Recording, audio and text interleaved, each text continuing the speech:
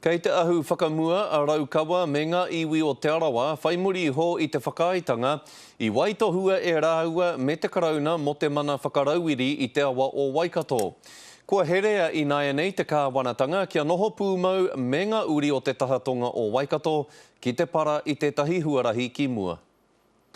Ngunguru ana ngā taipari o Waikato, kua whai mana whakahaere a raukawa me te aroa ki aia. It galvanises for us the relationship that we're building with Crown Ministries as we work towards achieving that end objective of the restoration of the health and wellbeing of the Waikato River.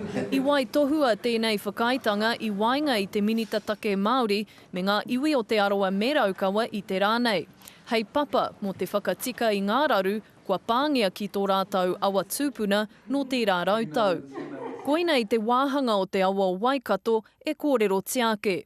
Ko raukawa, ko Ngāti Tahu, Ngāti Whāua, ko Ngāti Kearoa, ko Ngāti Tuarā, rātau ko tū haurangi Ngāti Wāhiao, ngā iwi whai pānga.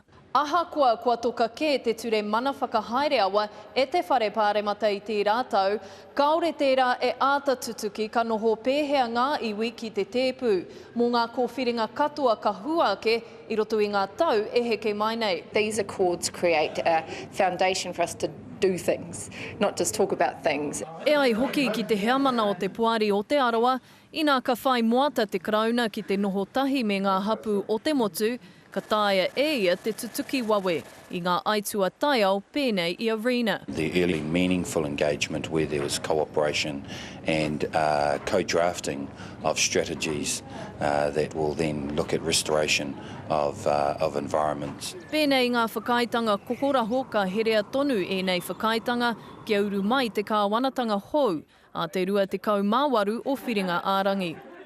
Jasmine Pearson, Te Karere.